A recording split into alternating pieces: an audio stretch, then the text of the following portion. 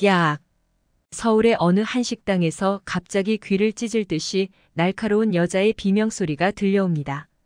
식당 안에 있던 모두의 시선이 그녀에게로 향하는데요. 반찬을 잘 집어먹고 있던 외국인 여성이었습니다. 음식에 문제라도 있었던 것일까요? 안색이 파리해진 그 여성은 곧 정신을 잃고 쓰러졌고 주변에 있던 사람들이 119에 신고를 합니다. 식사 시간이 완전히 혼비백산해졌는데요. 여성에게는 무슨 일이 있었던 것일까요?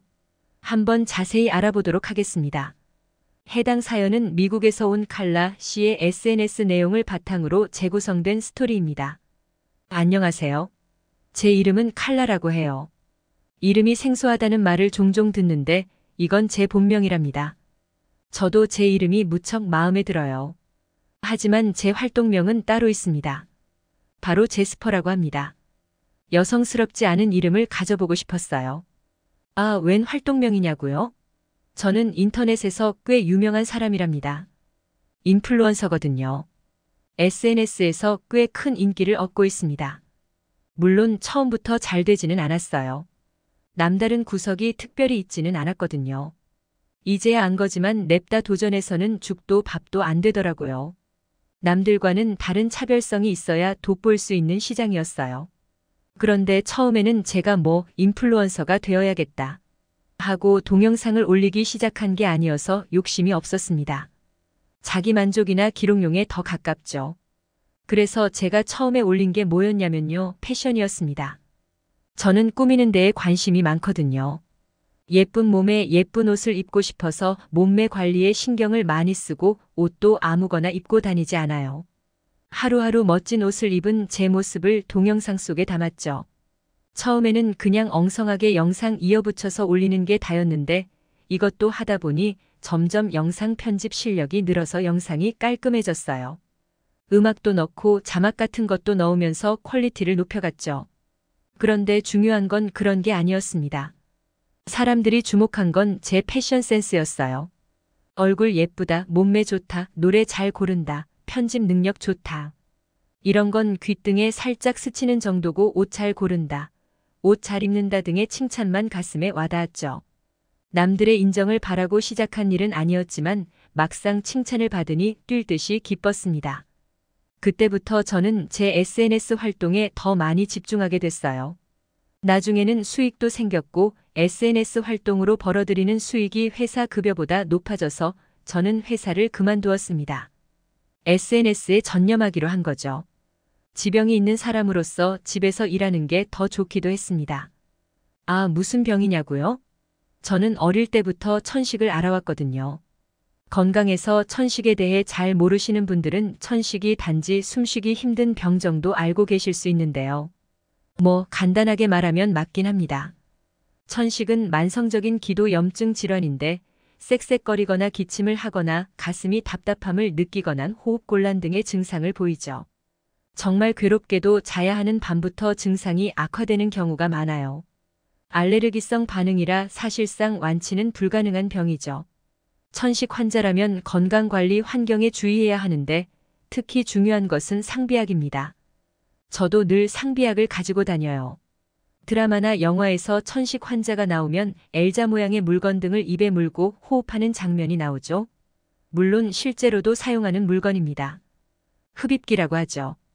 단순히 폐활량을 늘려주는 것처럼 보이기도 하지만 그게 아니라 그 안에 든 약으로 기도를 확장시켜서 호흡을 원활하게 할 수 있도록 해주는 물건이라서 천식 환자들에게는 필수품이에요. 흡입기 안에 들어가는 약의 종류가 다양한데 저는 몸이 예민한 건지 까다로운 건지 저한테 맞는 약은 딱 하나 있었어요. 그리고 꼭 제가 자주 가는 병원에서 처방해준 흡입기만 제 몸에 맞는 느낌이더라고요. 까다로운 게 맞으려나. 천식이 없었으면 삶의 질이 훨씬 좋았을 것 같지만 나름 괜찮았어요. 어렸을 때는 부모님이 과보호를 하셨지만 이제는 저도 성인이니까 적당히 보호하는 정도로만 저를 돌보셨습니다.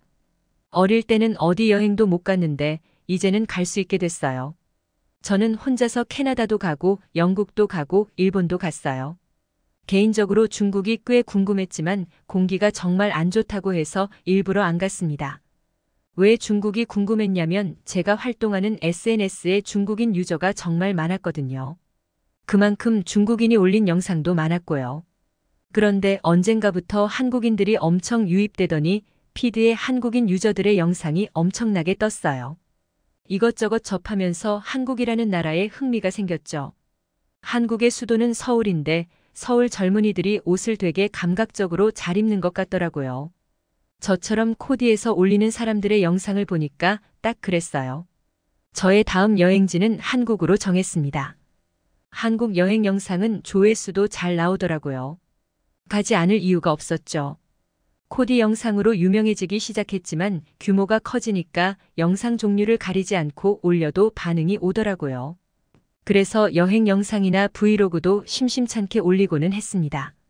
저에게는 라이벌도 있었는데 그녀가 한국 한 달 살기 브이로그를 올리고 큰 반응을 받아본 걸 보고 탄력을 받은 것도 있습니다. 아, 안 되겠다. 나의 한국 여행, 더는 미룰 수 없겠어. 저는 만반의 준비를 해서 한국으로 떠났죠. 중국이랑 거의 바로 붙어 있어서 걱정이 좀 되긴 했지만 그래도 봄에나 대기가 많이 안 좋은 편이지 다른 계절에는 괜찮다고 해서 믿고 갔습니다. 제가 갔을 때는 한여름이었는데 과연 그렇더라고요. 여름에는 비도 많이 내리고 꽃가루 같은 게 없잖아요. 문제가 있다면 너무 덥다는 거였어요. 여름에야 어디든 덥지 않은 곳이 없지만 서울 여름의 더위는 상당히 강했습니다. 하지만 그런 것을 감당하고서라도 계속 머무르고 싶을 정도로 서울은 매력적이었어요. 처음에는 일주일 정도만 있다가 갈 계획이었는데 하루하루 지날수록 겨우 일주일만 있다 가기가 서운한 겁니다. 그래서 저는 여행 도중에 숙박을 연장했고 기존의 비행기표도 취소했어요. 저도 라이벌처럼 아예 한 달 살기를 하고 미국으로 돌아가기로 했습니다. 제가 더 풍성하게 찍어 올려서 더 많은 좋아요를 받고 말겠다는 생각으로 정말 열심히 여행했어요. 서울뿐만 아니라 서울 주변에 있는 도시도 다녀오고 강원도까지 가서 관광을 즐겼죠. 즐기면서 돈까지 번다니 이래도 되나 싶더라니까요. 물론 동영상 촬영 같은 거 다 접어두고 오로지 관광 자체에만 집중한다면 제 여행이 더 뜻깊었을 것 같긴 하네요. 그래서 하루 이틀 정도는 촬영을 쉬고 관광만 즐기기도 했습니다. 이것저것 촬영을 너무 많이 해서 편집할 게 산더미였어요. 노트북을 가지고 왔기 때문에 숙소에서 조금씩 해서 올렸지만 전부 다 하려면 너무 많은 시간이 걸릴 것 같더라고요. 사건이 있었던 그날은 제가 너무 녹초가 된 날이었어서 일단 식당 가서 밥이나 먹고 들어가서 쉬어야겠다 했습니다. 팬에게 추천받은 한식당이 있어서 거기로 갔죠. 되게 맛있다고 하는 거예요.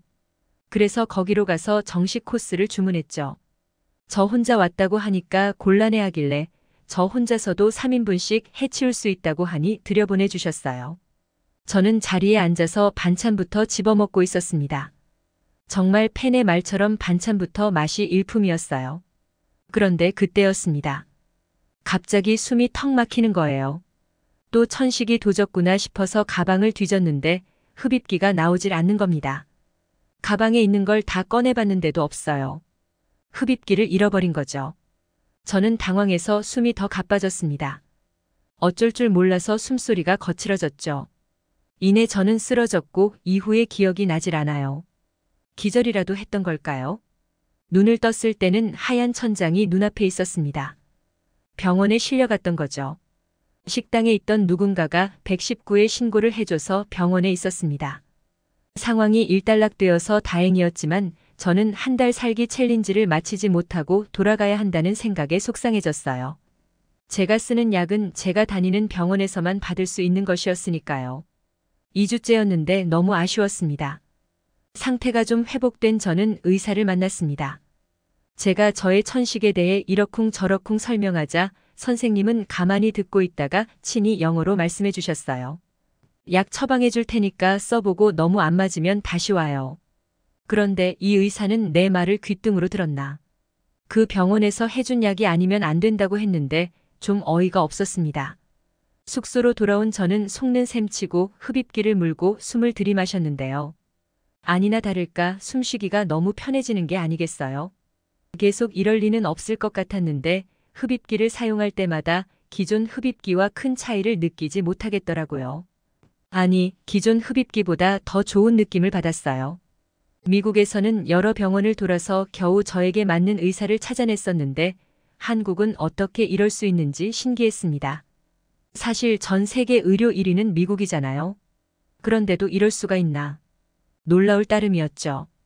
저는 한국이 그냥 문화적으로만 인기가 많고 잘 나가는 나라인 줄 알았는데 의료적으로도 진짜 선진국이었던 거예요. 병원도 엄청 많은데 실력자들이 진짜 많은 모양이더라고요. 금영의 선생님의 처방 덕분에 저는 계획한 대로 한 달 동안 쭉 한국에 머무를 수 있었는데요. 도저히 이 이야기를 팬들에게 들려주지 않을 수 없어서 경험담을 공유했더니 다들 한국을 칭찬해 주었습니다. 한국에서 한 달 동안 지내면서 찍은 동영상들은 전부 작업해서 올렸고 한국 한 달 살기 덕분에 저는 팬이 더 늘어났고 그만큼 수입도 커졌어요. 그때 한국 여행을 떠났던 건 신의 한 수였던 것 같네요. 기회가 된다면 한 번만이라도 또 가보고 싶은 마음이 듭니다. 지금까지 칼라 씨가 보내주신 사연에 대해 소개해드렸는데요. 어떻게 보셨나요? 클립뉴스에서는 여러분의 사연을 기다리고 있으니 소개해주고 싶은 사연이 있으시면 언제든 제보 바랍니다.